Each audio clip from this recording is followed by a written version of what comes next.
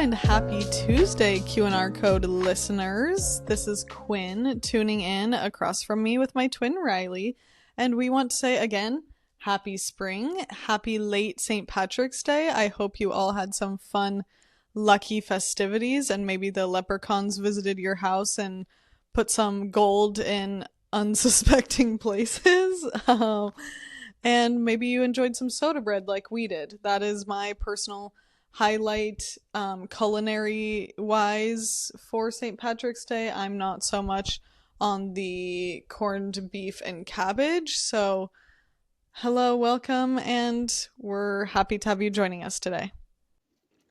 I'm not gonna lie, I do get down with the corned beef and cabbage side of things. We didn't do it this year, but we were definitely a family that got really into St. Patty's Day, our Irish roots, and I just love also all the symbolism that goes with the day. I think it's so like one of the cutest holidays with all the lucky signs, the gold coins, the rainbows, leprechauns, and I am a bit of a believer in little fairies, leprechauns, spirits. I just feel them out in the garden and in nature. I just think that whatever it is, I don't know if they're necessarily little guys with top hats. I think that humans come up with very particular conceptions of them, but I'm a fairy girl, always have been, always will be. I like little mystical things. I like also like mermaids and Pegasuses, etc. But yes, we hope you had a good holiday and are acclimating to the springtime. We certainly are.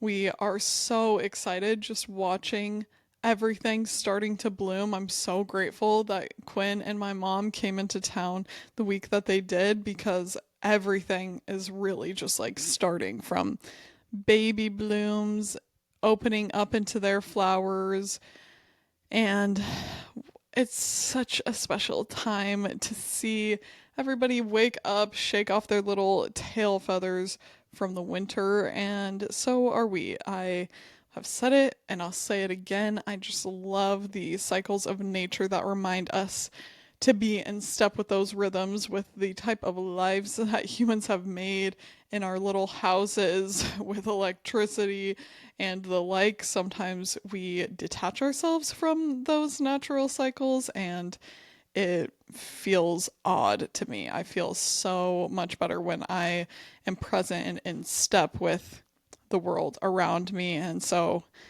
we're in full springtime mode. I like it.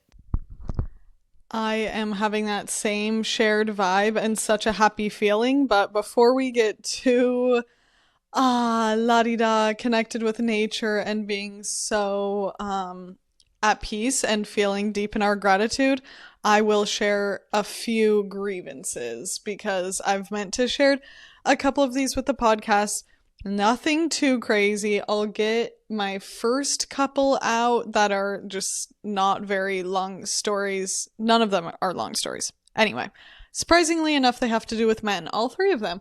So, number one, as you guys know, I had obviously a travel day to get here. So going through the airport and again, always first thing that happens is me thinking of ways to condition that it was not that big of a deal. I feel like always when there is something said that is off-putting by a man, I'm like, it's okay. I know he meant well. It's not that big of a deal. But I'm also allowed to be frustrated when at whatever, 7 a.m. in the morning, a man says something that pisses me off. I'm allowed to be irritated because it just feels like always something. Like there's always something you can just expect that a man is going to make a comment that is bothersome in a day in public, basically. So he was the first guy that I saw that I went through security. He's the one, I don't know what they're called, but that's stationed looking at your ID and ticket. Well, it used to be looking at your ticket.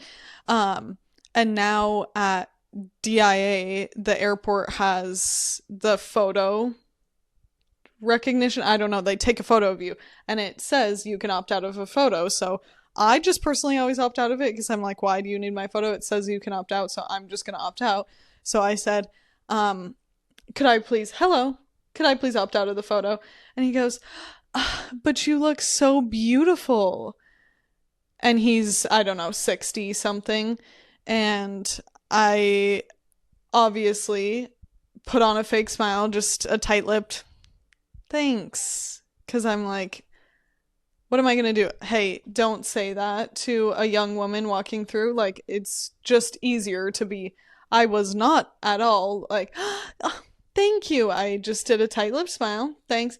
And he's like, and even better, I got a smile from you. I'm like, yeah, what that? I literally said, yeah, that's a big deal. And he was like, well, most people don't smile at me walking through here. And um, so I appreciate a pretty girl smiling at me or whatever. And I'm like, okay, well, obviously off put. It's not the end of the world. I am happy to smile at you. Guess what? I would have smiled at you without you saying anything like that because I'm a kind person, but you didn't need to bring my looks into the photo. That's what I was gonna say, is just that it is kind to smile at people, and I'm sorry his experience is he feels like people don't generally going through security, but I do think that it's like, yeah, you made me, I smiled because I was uncomfortable, and it could have been a different situation where if you said, hey, I'd like to opt out of the photo, and he said, oh yeah, no problem, you would have been like, thank you, smiling, great, have a nice day, appreciate it. Like, that's just how we would interact with someone. And it's like, again, it's just can get exhausting with these conversations where a lot of men sometimes, when they hear that sort of feedback, are like, oh, so we shouldn't compliment women. And it's just like, listen, you can figure out appropriate ways to do that. And when you're in the setting of like, you're at work and we're interacting for that amount of time, you just probably don't need to bring my looks into it. I'm not seeking a compliment in that situation, and it just is something that is so hard to explain to people that aren't on that receiving end of that first off with someone you don't even know, don't know them from Adam, and they are interacting with you for 30 seconds, that it's immediately putting you on the spot like that is just, we know it's not coming from ill will, but that doesn't mean that men can't learn and know better from this point, with so many women reporting that that is not appreciated and not desired. Just like on another level that I heard someone talk about on Instagram, a black woman saying like, so many white women just come up and like compliment me in a way that is just like, you don't know me, I'm a stranger, I'm at the airport just relaxing, and you're coming and being like so effusive about things, and I'm in my airport outfit and I know it's not like I'm killing it or whatever, that it just feels not actually nice. And then people are like, oh, so in the comments I just saw people being like, a herd don't compliment black women. And it's like, we can be nuanced with this and understand what people are saying and listen and respect that if you're actually trying to do something kind and that doesn't feel that way to somebody, that your intent isn't everything and the consequences are sometimes different than what you mean. We could go on and into this forever, but it's just something that Quinn and I have experienced our whole lives, and we were talking about with our mom how even as little girls is when that started, being strangers, adults, first thing, we don't, they're strangers, and they would always comment on our appearance and either say, oh, you're so beautiful, or these things that do come from a good place, but it doesn't make you really have like it doesn't build connection and relationship to start something off like that and like center your appearance. And yes, so many things you said, which me too, I was in very clearly an airport outfit, but him also saying, like, oh, I got a smile out of you. It felt like you're trying to. So was it even a genuine sentiment? You're like, it almost felt egging on. I don't know. It was just, I can only speak from my experience, which was that I didn't appreciate the compliment. It didn't feel like a compliment. And it felt like if he wanted to have, and then I'm stuck standing right next to that man, for whatever it is, 30 seconds, that you're just standing there and it's uncomfortable and it's just not how I wanted to start my day. And I felt like if he wanted to give a compliment, he could have said something like, you had a like super positive vibe, thanks for the good energy, whatever, if he felt like giving me a compliment.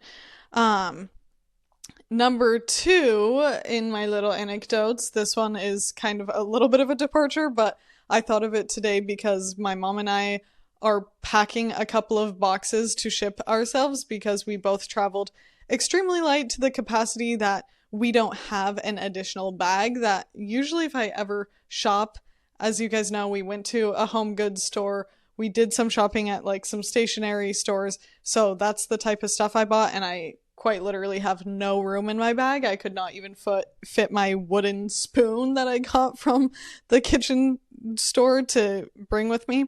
So we're packing those boxes, and it made me think, PSA to my girls, I was in UPS and just to get a notary signature for something.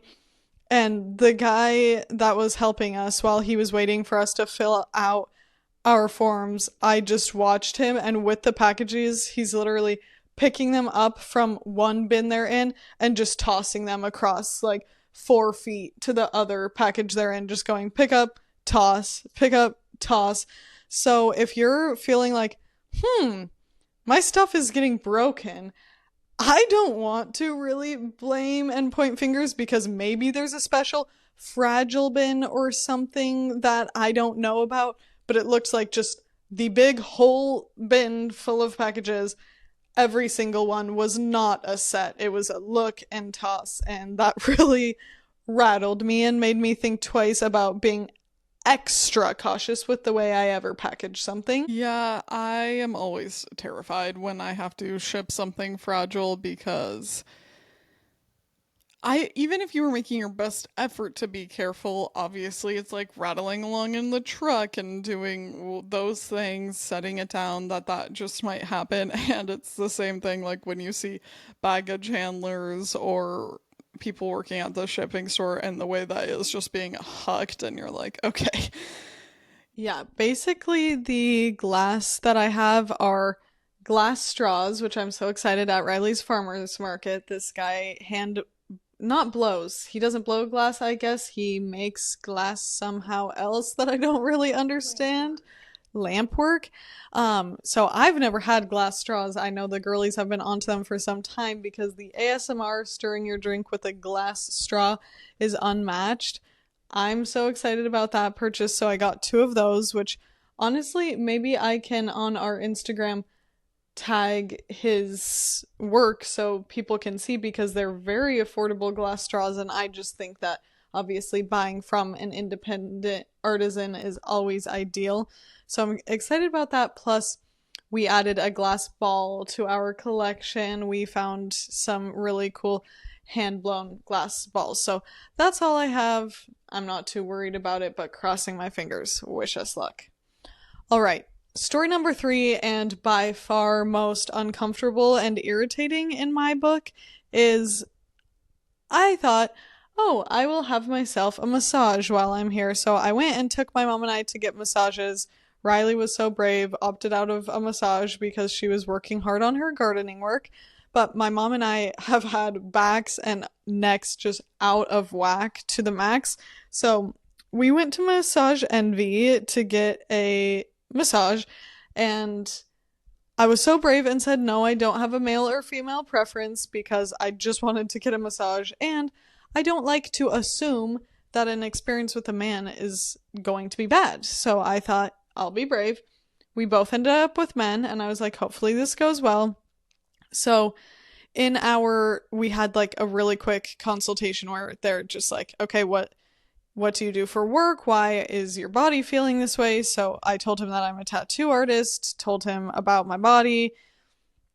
I get under the covers while he's out. He walks in, and the first thing he said was, "Oh, I was expecting a huge back piece." And again, maybe that's kind of harmless, whatever, but I'm like, okay, ideally, when you and I are alone in a room, the first thing you comment on would not be like my body, but I was doing my best to try to just let that slide and be like, he's just trying to make a joke and have a point of connection. But the truth of the situation was, then I did have my hackles up from that moment because it did make me uncomfortable. I have no relationship with you whatsoever. Meeting you for the first time, you're an older man and I'm a young woman, and it just felt unnecessary. So I was already on edge. And then his communication style was not the best to me because he was just talking more than I would like, and I was trying to kind of shut down the conversation because then it's very hard to turn off the feeling of just anticipating something inappropriate with the way he commented on my body. So, the sheets start on your body, and then he takes the sheets down from my back all the way to your butt, just above your low, low back. And I just had a terrible feeling that another comment was going to be made because of the way he made his first comment, and was on edge. But there was like a couple of breaths that he didn't say anything after taking the sheets down, and I was like, great, maybe we're actually in the clear and nothing's going to have happened. But no, he said, that is by far the classiest lower back tattoo I've ever seen, and I see a lot of them. And I felt very uncomfortable, if that doesn't seem abundantly clear, that I am naked alone in a room with a man, paying for him to do body work on me, trying to relax, and he makes an additional comment about my body, and it just happened to be, I have several tattoos on my back, but it just happened to be my tramp stamp that this man had to comment on.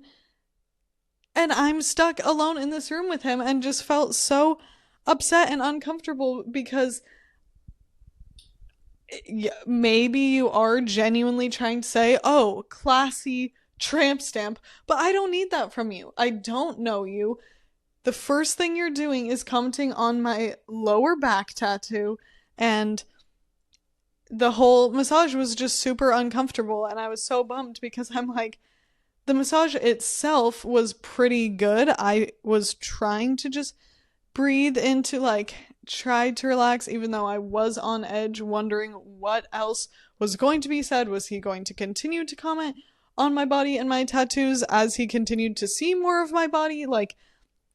And then I was uncomfortable for the section where you turn your face up, and honestly just felt like I don't even want to be face up with my eyes closed with this guy leaning over me. And anyway, so frustrating, exhausting. Clearly, women have dealt with way worse stuff than men. I know that that is small fish, but it's like, even then, still, why must you go and make my massage, that's clearly my investment in myself, uncomfortable? And I can now understand that more women are trying to turn down male, even like doctors and stuff like that, which is such a bummer because I believe there are so many good men like Brayden, who is Riley's husband, going into the medical field, that me knowing him, I'm like, oh, I would be totally comfortable and happy to have Brayden work with me. But so many women experience so many men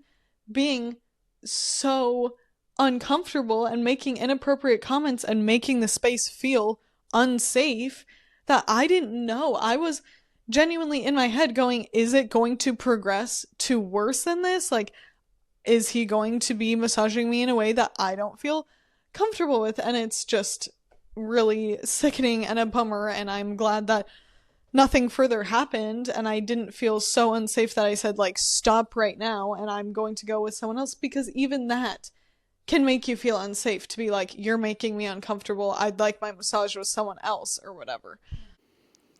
First of all, I am sorry that that happened to you because you don't have to qualify it with being it could have been way worse, because I think when you're having that feeling, of course it's not worst case scenario, but having someone that clearly is not concerned about making sure that you feel comfortable in that space is a red flag for things to go south. And clearly it's a very vulnerable thing to be alone, shut in a room with a stranger, fully naked underneath a sheet. You have to already like give a lot of trust to be in that situation, and then when someone shows you that like they do not deserve that trust, it immediately turns things a weird direction. And I just don't think that it's appropriate for someone in that situation that's asking already for a lot of vulnerability from a client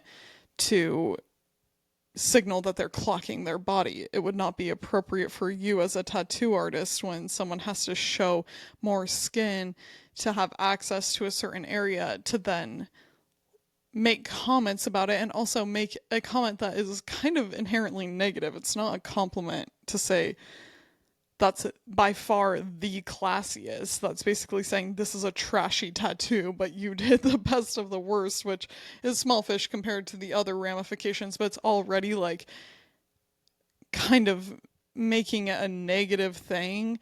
And just not, I do not think that, again, whether you're a doctor, a tattoo artist, a massage therapist, any of those sorts of things that already people feel vulnerable about, I just am of the feeling that you should be going above and beyond to make sure that that is a comfortable space, that that is a place that people can feel safe, and you're not only paying for that experience, but also this specific thing of a massage is to like relax, unwind. It's important that you're like loose in your body and feel like you can just relax and be present. And I'm sure your body's response to that was to tighten up because it's uncomfortable, and you like go into protection mode for stuff. So that is not cool on so many levels, of also like not getting the massage that you paid for, which is not cheap. And I just think that that is out of line. And of course, you can't always explain it away, of people saying, oh, well, I don't think he was trying to make you feel that way. Again, try not to make people feel that way. Even if you're like, oh, I didn't mean that.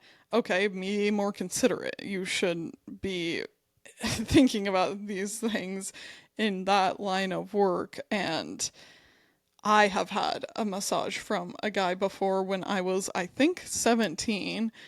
I don't remember now if I was 17 or 18, but still a young teenager with an older guy.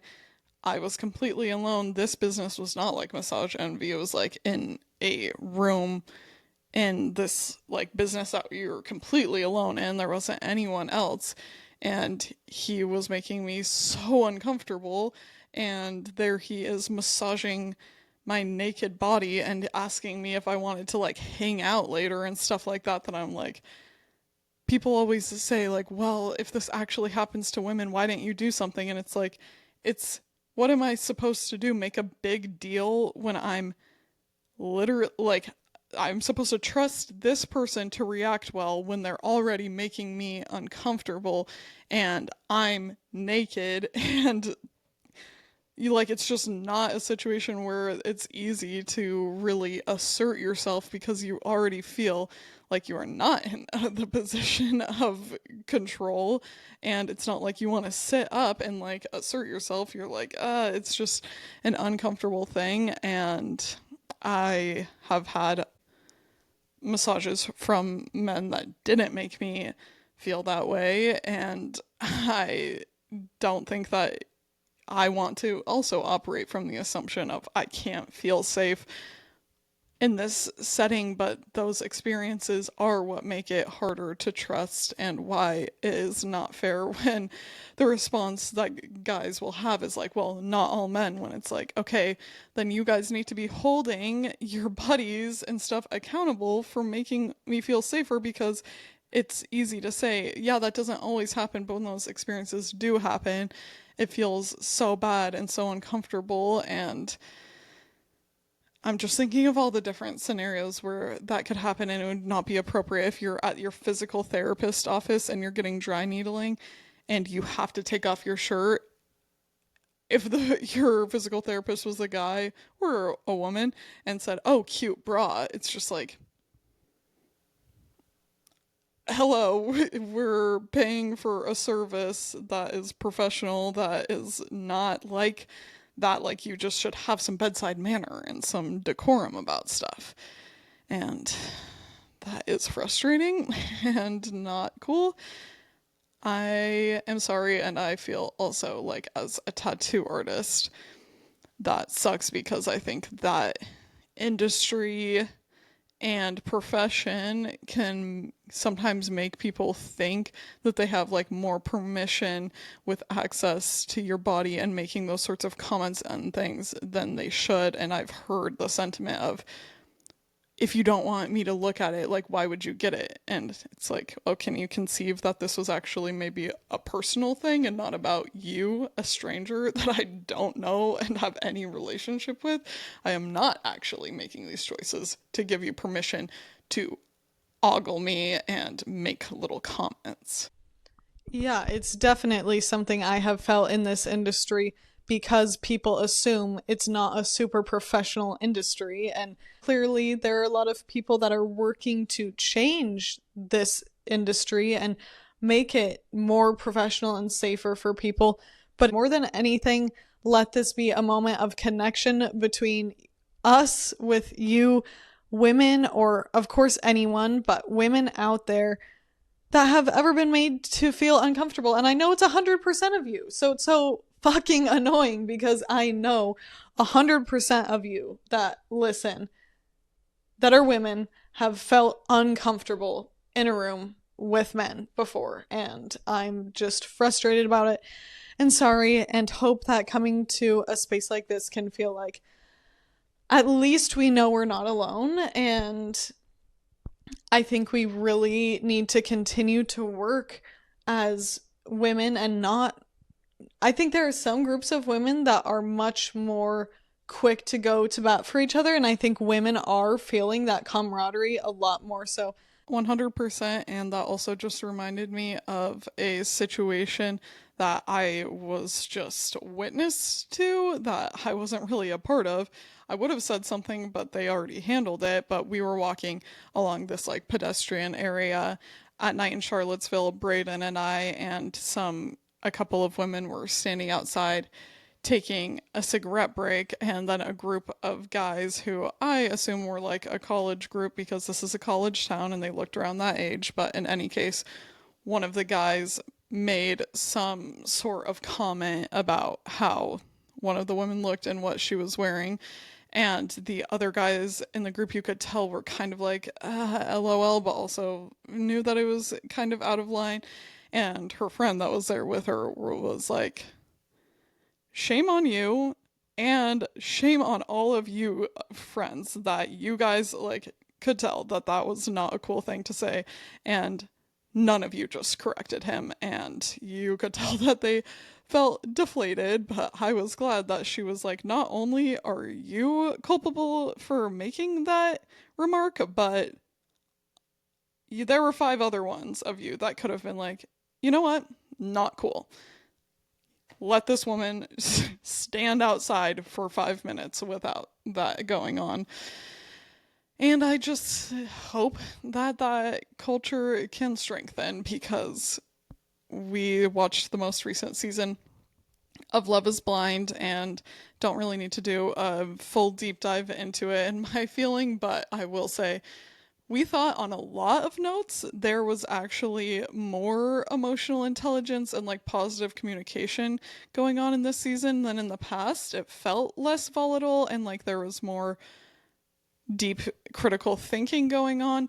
And of course, there were those things where there was still, especially among the guys, the feeling of defending men for bad behavior rather than just being like, you can recognize that someone is in the wrong without condemning all men all the time. And I think that that's such a point of sensitivity that we see come up of being like, well, like that doesn't mean he's a bad guy. It's like, I'm not saying that they're just an evil person, but you can say that was wrong, that behavior, that remark, whatever it was, like, yeah, that's out of line. But so quickly, it's so often with the boys, like, oh no, dude, like, you, that's not a problem at all. You should be able to, whatever. And it's like, okay, you can say, you're my friend, I love you.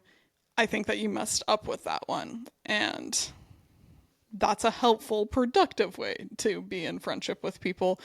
But in general, I did enjoy the season, seeing like some of the communication, and I liked that the producers chose to include a lot more about like the discussions of politics and social justice issues and those sorts of values, because I think they often have kind of minimized it. And clearly this is not a time, I don't think it's ever a time where that makes sense to do, but this especially is not a time where that does. And I love these women standing on being like, I need a partner that can match me with these things, even if you're not fully aligned with me now. I need to see clear indications that you are curious, willing to learn, open-minded, and like have those things as a partner, because that is such a hard thing, I think, to navigate in relationships if you haven't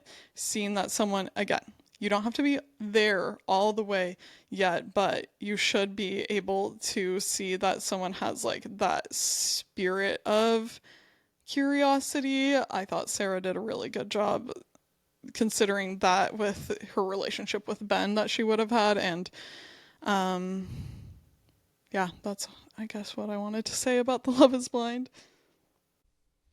Yeah, we were, first of all, stoked because with our mom being here, we were able to sign into the Netflix. So that's worth mentioning that that's how that happened. We're still knowing that our 14 days is coming up. Like you get 14 days for the sign in. So RIP, we enjoyed you while we had you again.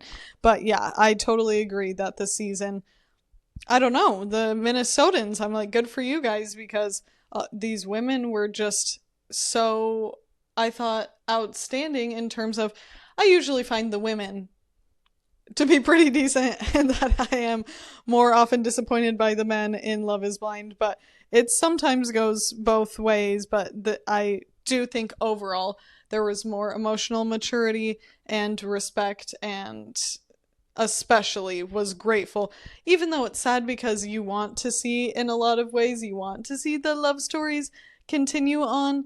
It was also, I was so glad that they were not compromising to be with men that were not truly meeting them where they were at. So, anywho, when Riley and I have been going through some of these moments, and sometimes I don't think that here I go conditioning something, but obviously there are moments that are bad enough that you have a bad enough day that it's like, just let yourself have that bad day. That we don't want the toxic positivity mindset of like, oh, never let a bad thought in, or never sit in emotion that feels more negative and heavy. There are times that you need to sit in that, and time periods you need to sit in that, but we've been feeling so much that if we're having more what feels like a lull in the day, or talking more generally about like the lulls Riley and I have recently had, we have both been finding a lot of commonality in how we are able to kind of bounce back from what feels like more of a bad moment in a day, or what on the fast track to becoming a bad day.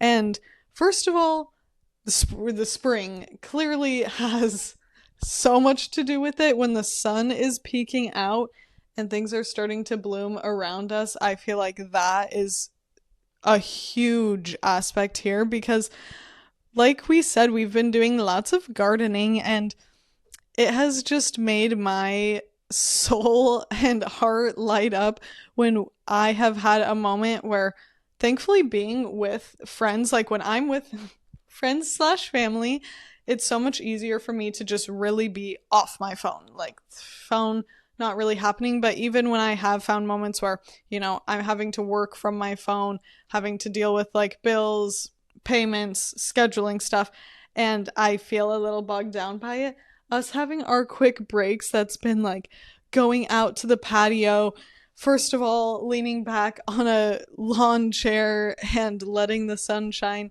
hit our faces, and then appreciating the hard work we've done in the garden, particularly looking in the face of the pansies that we planted. I love pansies so much. I think they're the happiest, sweetest little flowers. And we just want to talk to you guys about some of the little moments of inspo or things that can hopefully inspire you by what we've been doing to kind of bounce back from a bad day.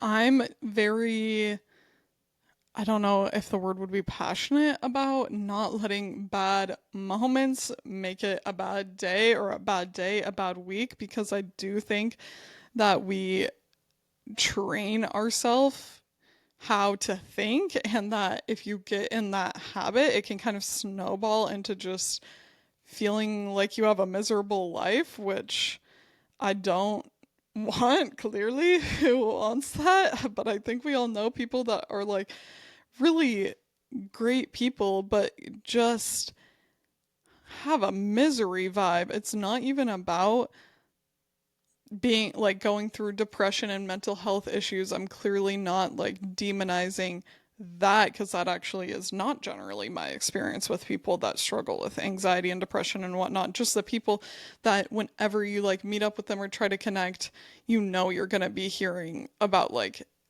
how bad things are, basically. And I think that that just would make me feel so uninspired to achieve the things I want to achieve, to set goals, and to nurture relationships and whatnot, because it kind of feels like, what's the point? And something that has been talked about enough in the zeitgeist recently that it might come across as cliche, but I do stand by, is just having a strong gratitude practice. I think that there are a lot of different ways that that can come into your life. I know some people really stand by having a gratitude journal where they maybe write down 5 things each morning and 5 things each night that they're grateful for. If that is useful to you, for me and Quinn, we just are naturally kind of disposed that way, where when we're on walks, we are pointing things out to each other all the time. Like, look at how beautiful this is. Oh my gosh, I love this detail of this house, or the dew droplets on this leaf. I think just noticing makes me grateful, and that comes full circle back to just being present. I think that if you are really present in the moment, usually those things that are kind of the negativities, the anxieties fall more away. Because for me, at least, most of the time, when I'm having those like bad feelings, it's not actually about something that's like going on right now. I got this little book, How to See, by Thich Nhat Hanh, who is a Zen, I wouldn't know, I don't know if you'd say scholar, definitely teacher, that Quinn and I have referenced before. I've read his book, Pieces Every Step, and it helps you learn how to be present, really, and just the principles of non suffering is something that they talk a lot about, of trying to minimize suffering and to have more clearer perceptions of reality, and little practices and teachings that remind you that the way that you look at the world isn't just set in stone, that that is something that's very learnable. And I think that even for people that already feel like they have a pretty positive outlook on life, that that can be really helpful to just read some of those. He does a great job of doing very simplified, approachable lessons, so it doesn't feel like you're digging into a text that you're like this is over my head. He puts it in like the simplest terms that I think for me has also been something that has just been inspiring to reshape those neural pathways into the most like what I consider productive state of being that also is going to help nurture my relationships with other people, because I think that sort of individual work will definitely have an impact on my presence in a community, which has been very important to me, especially recently. I'm so excited about that little book. And like you said, I think it's very accessible in so many ways, including that it is a tiny little book that doesn't feel like this huge thing to have to dig into. But books in general have been really doing it for Riley and I for some time now. But we heard someone say that it's the most like white Karen thing to have free little libraries or something. Like people, white neighborhoods love to have a free little library. And that is one thing I can stand behind. Thank you. If that is a white person thing, I don't know. I guess I hadn't clocked it like that.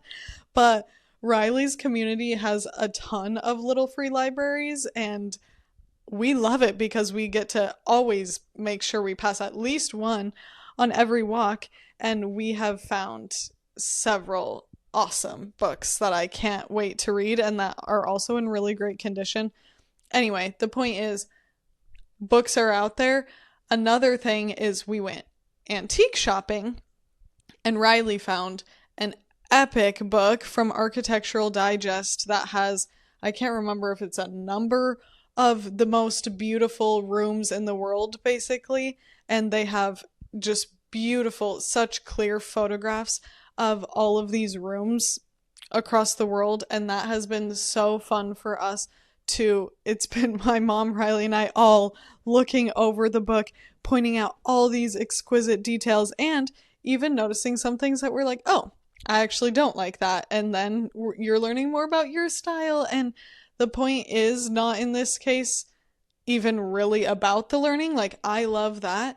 But that to me is such a great resource to pull you once again out of a slump, is by looking toward inspiration and looking toward something outside of yourself. I think that's so often what we do with the phone, is it just feels like I need, even if you're not intending to, it really is a way to like kind of disconnect or maybe be a little mindless in a moment, or relax, or you're just distracted and addicted to it. But I think I've been really proud of myself for how often over the past few months, when I'm feeling the pull to get on social media, I've been picking up a book instead. And I know that sounds like weird flex, but I want my life to be happy, and I actually do feel happy on social media to an extent. For me, it is the overuse and the like mind numbing scrolling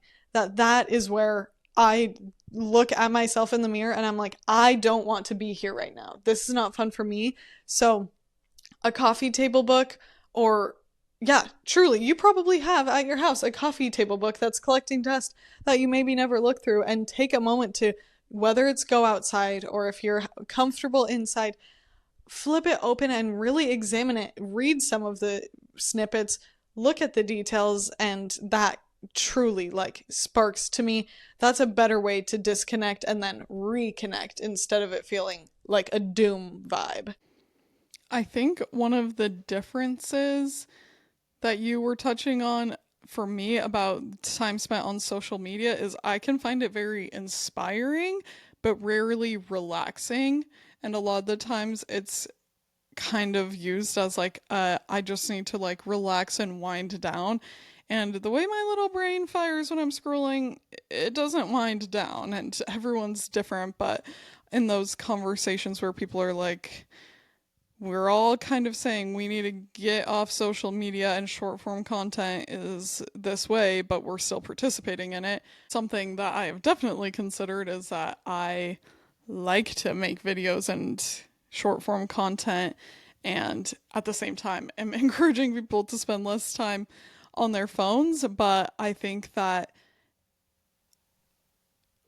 we're all just trying to figure out how we can balance that relationship. But to me, if you're having like a maybe lower moment and feeling like you need something to get you out of that, that is a time where I personally feel it's probably best not to turn to the phone because it's not usually the most grounding experience, and that's when I need to be grounded. And so I think pretty much any hobby that is more of a time before screens is what I think can turn that around. For you, it might be art, and we have been doing a lot of watercolors and art, and it's so fun and satisfying even if you don't have any skill in it, which I don't know how to do like mm, accurate realistic watercolor. I just like to see how the colors move, and maybe I will learn along the way.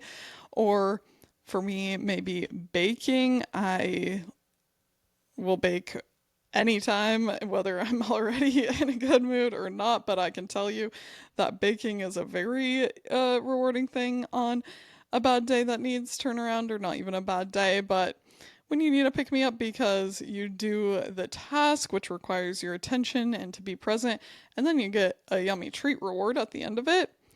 Or gardening, or if you crochet, maybe you're musical and you play an instrument. Any single one of those things that I think it requires your focus, that really helps to take your mind out of things, and also it can let your mind wander while you're painting. You might still be mulling on those things, but you're not letting it be like the thing, the state that you're in.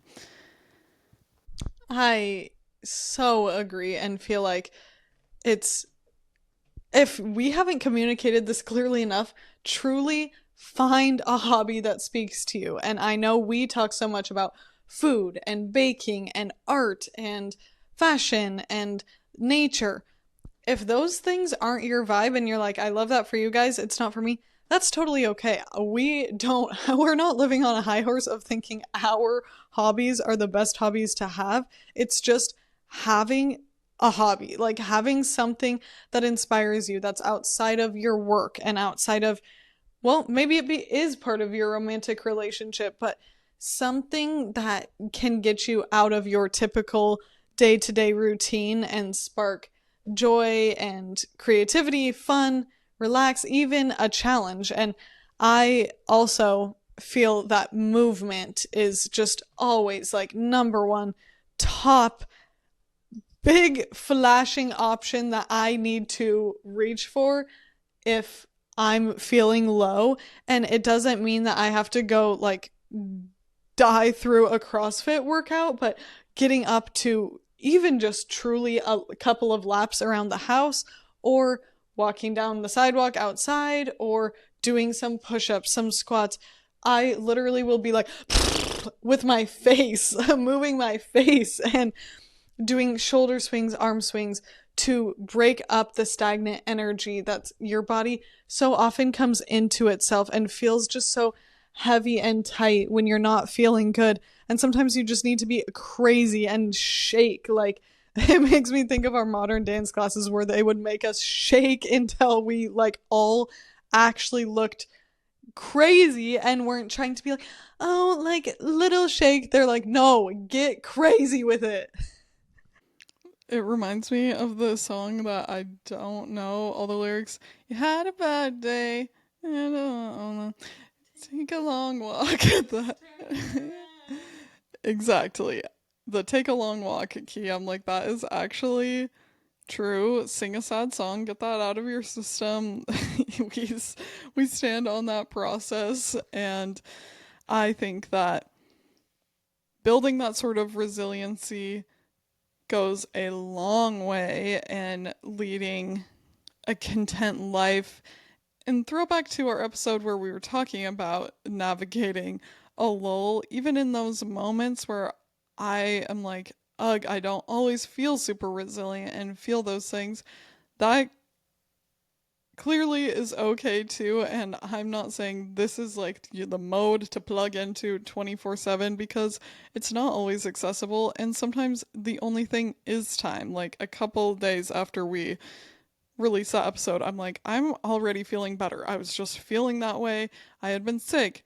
My whatever part of your hormonal cycle you're on, like sometimes it's just going to be a little bit of time, but you can still plug in those like happy, rewarding moments into it so you don't have to feel like, even if it is going to take some time to feel 100% your most vibrant self or whatever, you don't have to be like, so for the next week, I'm going to marinate in my misery. I think that might set you up to not be able to really like come out of it and get on top of that slump feeling.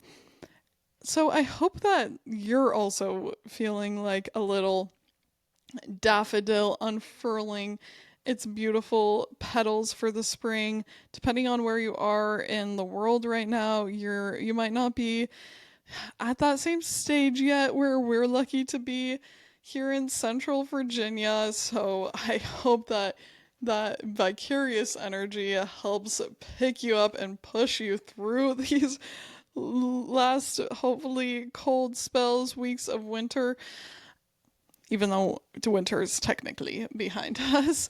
And if you're looking to see more of that visually and connect with that inspiration, that will be more on our socials at Riley Liliestrom for me, at Quinn Liliestrom, or at Tattoo by Quinn for her if you want to see more art going on, at the Q&R Code, of course, for us, or on TikTok, the Q&R Code podcast. And if you've been listening and not watching, you can follow us on our YouTube at the Q&R Code as well. And we are so happy to have been in person these past couple of episodes. It's been a little bit of a navigation for how we record. Our setup, we're so used to not being together. It's virtual that hopefully it feels seamless. And thank you for once again choosing to spend your Tuesday or whatever day of the week you come to us on. We will talk to you very, very soon.